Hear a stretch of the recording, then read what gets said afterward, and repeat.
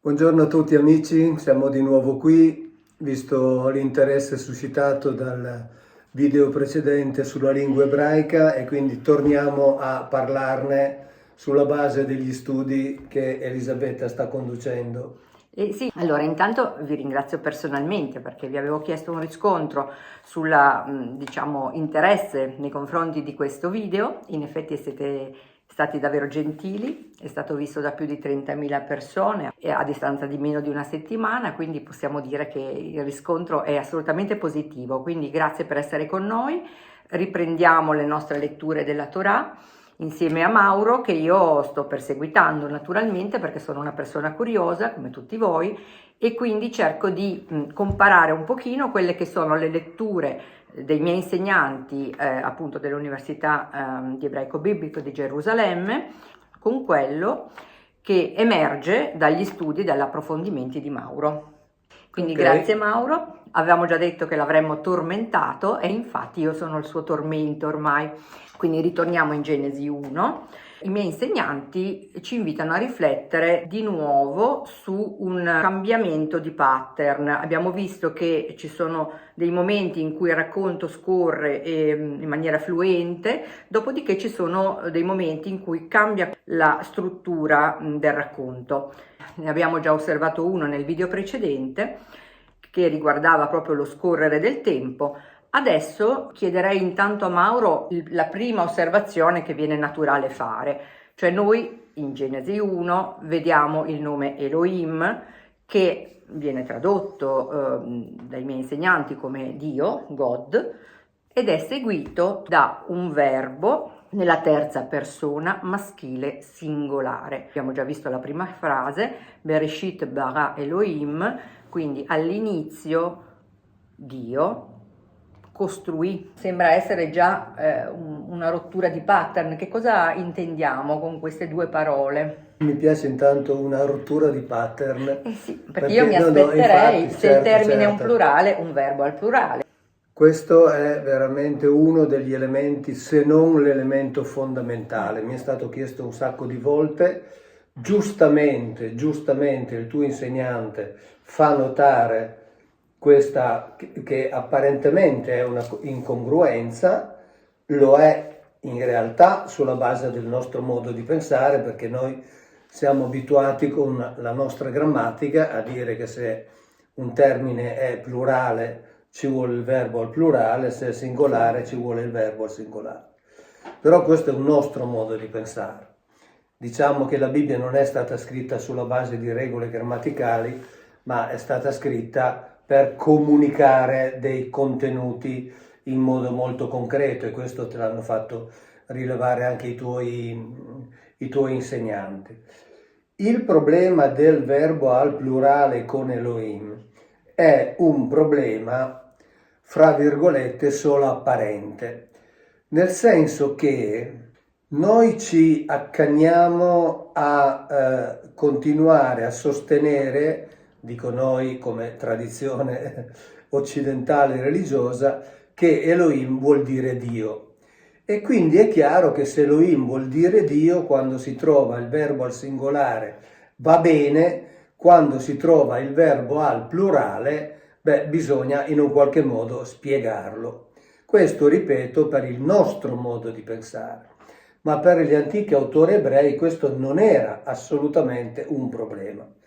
E per capirci faccio un esempio. Tu dici appunto che c'è Elohim sia col verbo al singolare che con il verbo al plurale. Diciamo che per ora l'abbiamo osservato con il verbo al singolare. Al singolare. Andiamo avanti e vediamo il verbo al singolare e al plurale. Bene, io scorro un pochino i versi di Genesi 1 e trovo tutta una sequenza di verbi alla terza persona maschile singolare. Abbiamo bara, fece, costruì, abbiamo vayomer, disse, Elohim, vaikra, chiamò, vayahas, che vuol dire ancora costruì, cioè rinforza il concetto anche di bara in maniera ancora più precisa, cioè una costruzione materiale di qualcosa.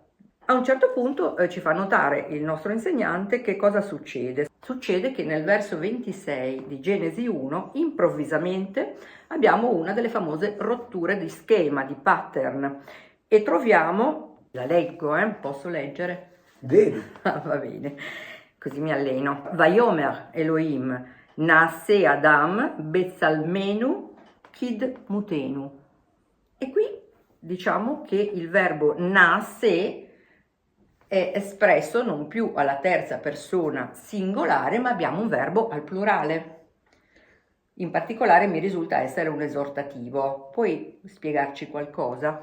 Che cosa succede in questo momento? Con chi parla Dio? Allora, questo è il bel problema, anzi in realtà non è un problema, ma è un problema ovviamente per i monoteisti. Nasse è in effetti un verbo al plurale nella forma coortativa. I verbi ebraici, a differenza dei nostri verbi, non indicano tanto il tempo dell'azione, ma indicano la qualità e l'intensità dell'azione. Sì. E si presentano in 7 forme diverse. Però penso che avremo modo di parlarne quando poi il tuo insegnante farà rilevare anche queste cose, quindi sicuramente ne parleremo più avanti. Si presentano in 7 forme diverse proprio per rappresentare modi diversi di condurre un'azione, ma soprattutto c'è una grande distinzione nei verbi ebraici, che è la distinzione fondamentale. O l'azione è compiuta e allora si usa un tempo che viene convenzionalmente chiamato perfetto, cioè nel senso che è stato portato a compimento, oppure se l'azione non è ancora compiuta si usa un verbo che viene chiamato convenzionalmente imperfetto o futuro, perché l'azione non è ancora stata portata a termine, cioè è in fase di conduzione. E quindi questo indipendentemente che ci si riferisca al passato, al presente o al futuro in generale. Quindi come mai ci si pone questo problema del verbo al singolare e del verbo al plurale? Il problema nasce dall'esigenza di dire che Elohim è Dio. Certo. Cioè che Elohim, pur essendo plurale, è in realtà un termine che ha valenza singolare, difatti viene chiamato plurale di intensità, plurale di qualità, plurale di astrazione, eccetera, e non plurale di maestà, ecco, perché... Scusa se ti interrompo, volevo chiederti quello perché la prima cosa che viene in mente a noi occidentali è sarà un plurale di maestà. Ecco, in ebraico non esiste. Ecco. Non esiste. Guardate, io qui, tra le tante grammatiche che ho di ebraico, vi faccio vedere queste 2 vecchiotte. Questa qui è il Carrozzini, che è, come dire, la grammatica di ebraico biblico per eccellenza. L'ho comprata, chissà, magari ero già instradato senza saperlo, l'ho comprata quando facevo il liceo, quindi l'ho comprata alla fine degli anni 60. E poi c'è invece questa grammatica del Menachem Emanuel Artom, che mi ha regalato il mio insegnante di ebraico quando studiavo ebraico alla comunità ebraica, perché mi riteneva un allievo particolarmente impegnato, diciamo così, e mi ha regalato questa grammatica che è pubblicata dall'Unione delle Comunità Israelitiche Italiane, stampata in Israele, ed è fatta per gli ebrei italiani che vogliono studiare l'ebraico. Bene, nelle grammatiche è proprio specificato, il plurale di maestà non esiste, quindi è un plurale che viene definito in vari modi per poter dire che in realtà è un singolare, ma non è così. Ora, il problema si pone per il termine Elohim, ma la domanda che faccio io è: perché lo stesso problema non lo pongono con il termine Mitzrayim, che è plurale come Elohim e che indica Egitto e gli egiziani? Perché anche Mitzrayim è usato indifferentemente con il verbo al singolare e il verbo al plurale, e adesso lo andiamo a vedere. Ma vi anticipo subito una cosa, che il problema con Mitzrayim non viene posto. Sì. Perché? Perché non c'è bisogno di dimostrare che Mizraim è uno solo, Certo. cioè un egiziano. Mentre per Elohim c'è la necessità disperata di dimostrare che è Dio. Allora andiamo a vedere nella Bibbia il libro dell'Esodo, poi vedrai, sono sicuro che quando ci arriverete l'insegnante ve lo farà notare. Nel capitolo 1 dell'Esodo, al versetto 13, c'è scritto: allora gli egiziani sottoposero i figli di Israele a un lavoro massacrante. Amareggiarono la loro vita con un duro lavoro nella preparazione dell'argilla e dei mattoni, la storia che insomma tutti conosciamo, e con ogni genere di lavoro nei campi, lavori ai quali li costrinsero con dura schiavitù. E qui i verbi in effetti sono tutti alla terza persona plurale, c'è 2 volte il verbo avad e una volta il verbo marar. E quindi fin qui tutto perfetto. Mizraim è plurale, i verbi sono al plurale e si dirà che quindi hanno rispettato la grammatica. Ma andiamo avanti, andiamo ad Esodo 14, 25, quando si racconta del passaggio, diciamo così, del mare di Canne, non del Mar Rosso come già abbiamo detto. Yam Suf. Yam Suf. Quando gli egiziani finiscono dentro quella melma che si è formata quando le acque cominciano a ritornare a ricoprire la terra che si era liberata dopo il soffio del vento, dicono, qui leggo letteralmente la traduzione: fuggiamo da Israele perché il Signore combatte per loro contro gli egiziani. E siamo in Esodo 14, 25. Gli egiziani dissero, in ebraico non è al plurale, ma è nella terza persona del singolare, cioè gli egiziani disse.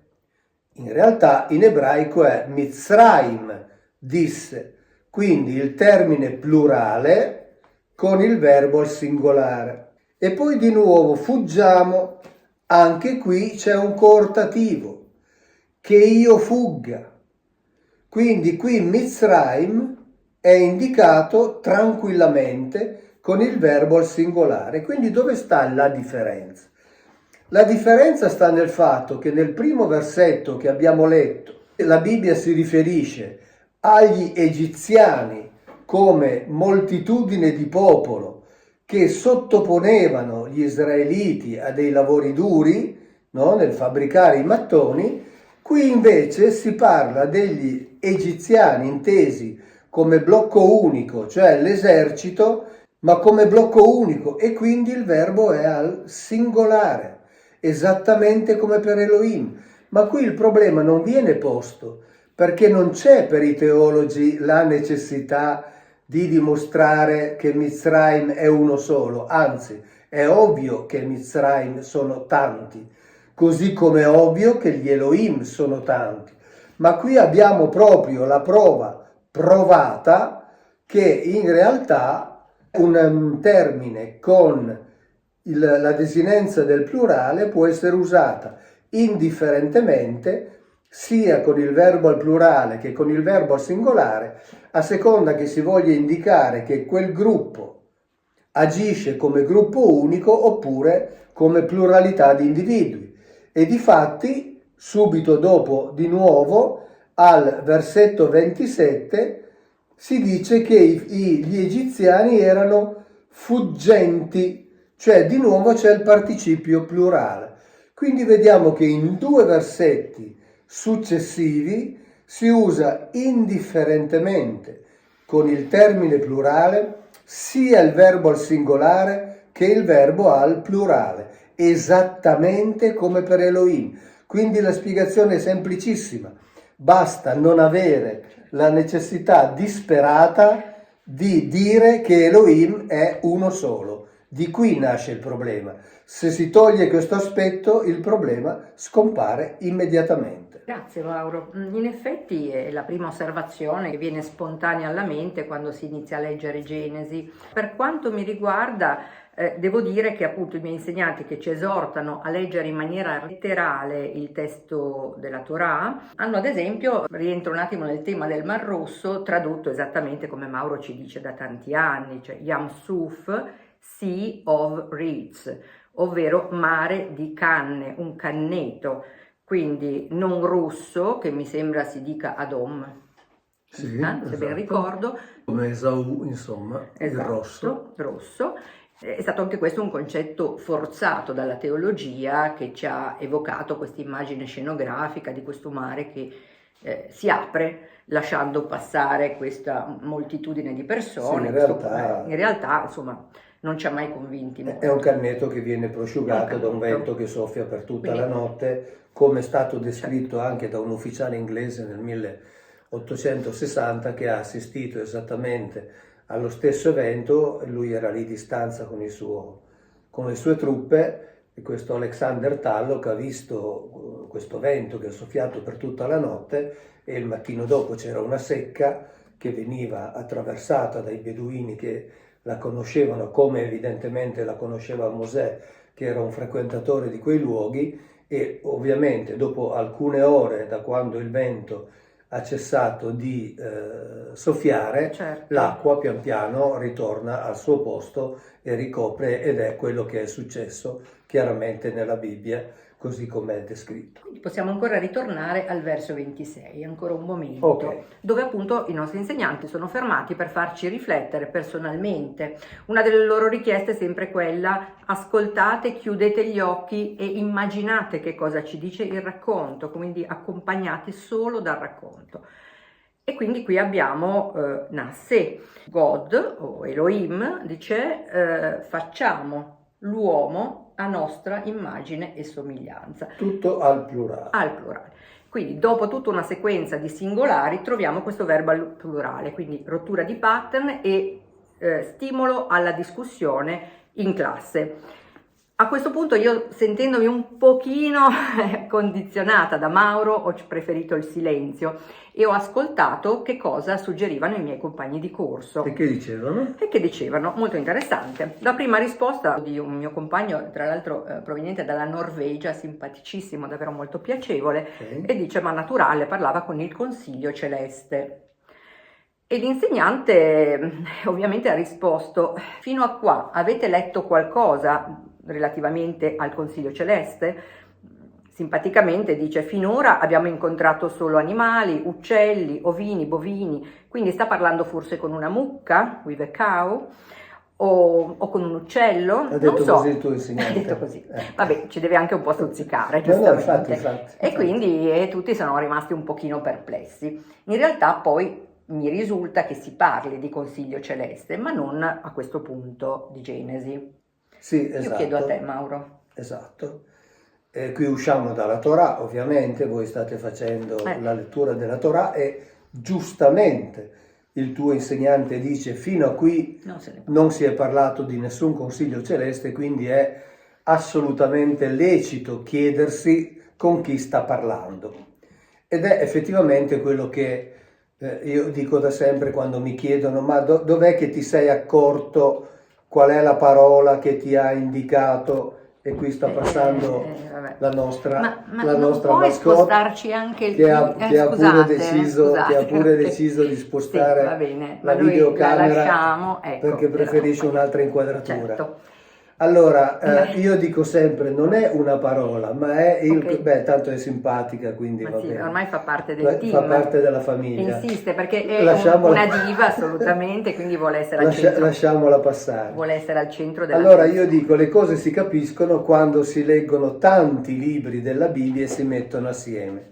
Allora, se noi andiamo nel libro dei Salmi, c'è il Salmo 82, nel quale si parla chiaramente di un'assemblea celeste. Cioè si parla chiaramente di un'assemblea degli Elohim. Allora andiamo al Salmo 82, dove si dice, leggo la traduzione: Dio si erge nell'assemblea divina, egli giudica in mezzo agli dei. cioè giudica in mezzo agli Elohim. Ora, qui non ci sono dubbi, giudica in mezzo agli Elohim e si rivolge a loro parlando al plurale. Se non sbaglio ci sono forse 10 verbi al plurale nel Salmo 82.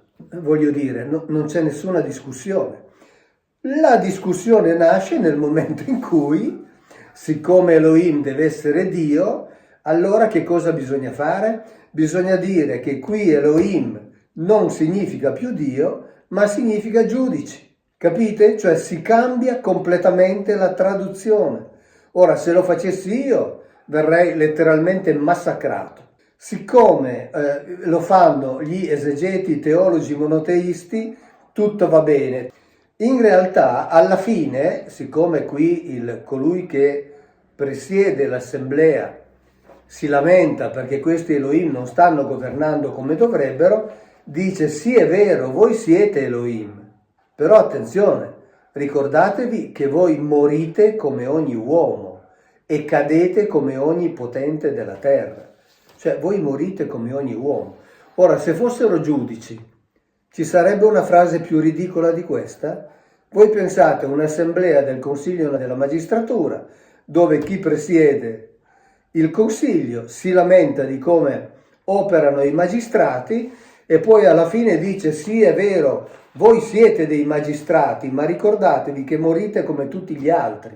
Beh, i magistrati si guardano tra di loro e dicono ma è perché come dovremmo morire, visto che siamo uomini? No, è che qui ci si riferisce a individui che non appartengono alla specie umana e pur essendo molto più potenti, pur essendo molto più longevi, il comandante e quindi colui che presiede l'assemblea dice loro non pensiate di essere chissà chi, siete degli Elohim, ma ricordatevi che morite, quindi anche voi siete soggetti alle leggi della natura e quindi è chiaro che si parla di una pluralità. Ed ecco perché c'è l'uso del verbo al singolare al plurale. Questo tra l'altro l'ha fatto notare anche Michael Heiser, che è un notissimo esegeta accademico, notissimo anche perché ha avuto dei dialoghi, di interlocuzioni con Zecharia Sitchin, eccetera, e lui dice chiaramente,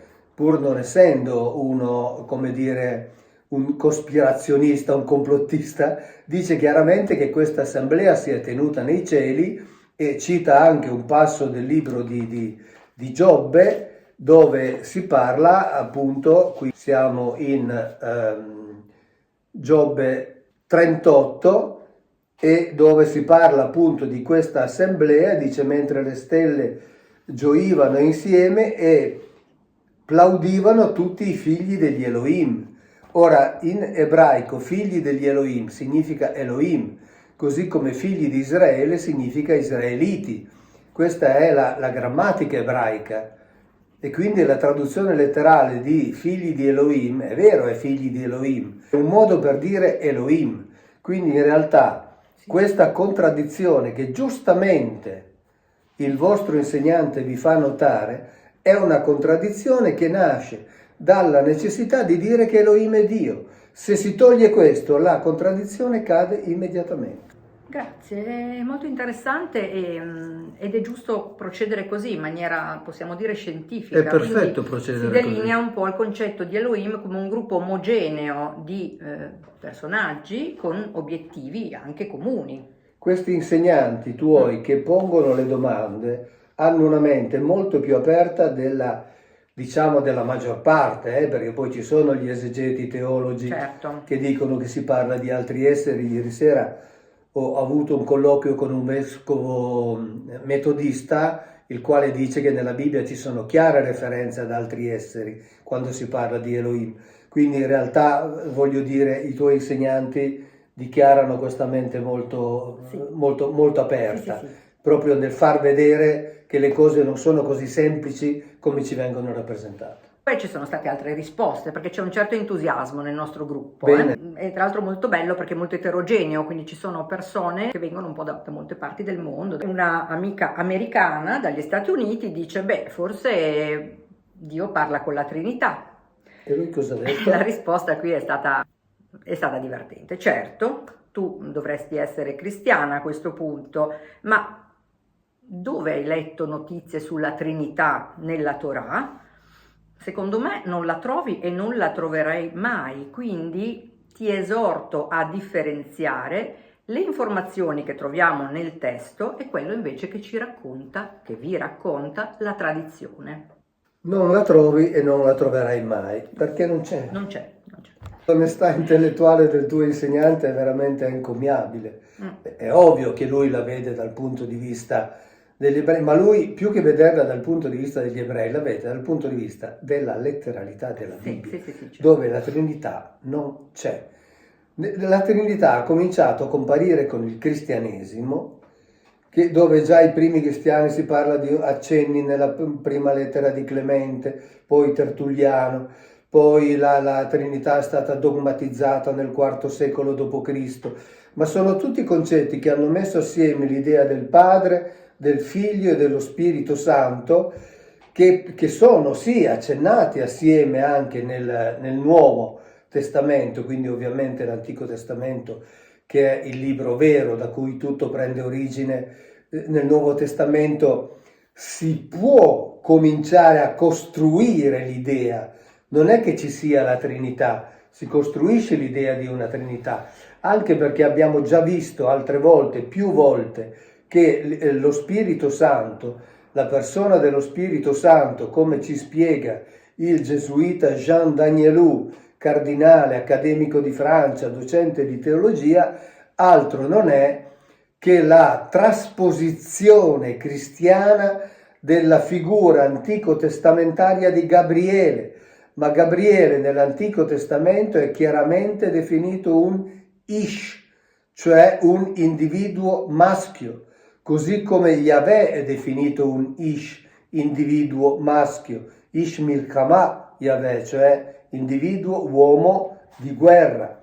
E così come Emanuel Tov, uno dei più importanti esegeti ebrei contemporanei, dice che appunto termini come El, Elion, Yahweh non sono diversi modi per chiamare la stessa persona, ma indicano e si riferiscono a persone diverse. Quindi ha detto bene il tuo insegnante, la Trinità non la trovi, non l'abbiamo trovata fin qui e non la troverai perché non c'è. Mi ha colpito anche una terza risposta, sempre di un'amica che abita negli Stati Uniti, che ha azzardato, allora a questo punto parlerà con gli angeli. E l'insegnante ha subito ribadito, ma comunque fin qui non abbiamo sentito parlare di angeli. Troveremo Malachim, gli angeli, nel capitolo 3 di Genesi. E ne parleremo a lungo, a questo punto approfitteremo per parlarne insieme. E anche noi ne parleremo a lungo. Sì. Sarà veramente molto bizzarro, molto intrigante, molto curioso andare a vedere come viene trattata la questione. E quindi diciamo che la conclusione della lezione dedicata a questa discrepanza nell'uso dei verbi è stata solo quella di esortarci ad accettare il fatto che qui abbiamo un verbo al plurale associato ad Elohim. Ed è normale. Io chiuderei così perché già... dovrebbero essere tutte al plurale. Tra l'altro abbiamo visto anche che nella Bibbia, quando si trova il verbo al plurale, qualche volta hanno cercato di mascherarlo traducendolo al singolare, proprio perché chi legge la Bibbia non deve porsi delle domande. Invece, per fortuna, i tuoi insegnanti vi fanno porre le domande, perché sono molto corretti nei confronti di questo libro, che rispettano e che rispetto anch'io, ed è per questo che, contrariamente a quello che dice qualcuno e mi fa sorridere, tu Mauro vuoi distruggere la Bibbia? No, io voglio valorizzare la Bibbia, voglio darle il valore che effettivamente ha e che invece le è stato tolto per trasformarla in un qualcosa che non è. Ma l'ho già detto tante volte, quindi lasciamo stare. Assolutamente, quindi a mio giudizio è stata già una conversazione davvero illuminante, quindi ho moltissime altre domande sia per Mauro e sia per i miei insegnanti. Io trovo un modo di apprezzare questo racconto in maniera davvero lineare e quindi vi ringrazio per essere con noi anche oggi, vi chiedo di commentare, di farci sapere se il video è di vostro gradimento, quindi metteteci un mi piace, condividetelo con gli amici e se vorrete ci vediamo alla prossima lezione. Sì, perché se lo fate e condividete e dite che mi piace, lo facciamo assieme, altrimenti il tutto si riduce al fatto che lei martella me dopo le lezioni che ha fatto No, con i suoi insegnanti, invece così almeno condivido con voi. Grazie. Assolutamente, grazie, alla prossima. Ciao, alla prossima. Ciao.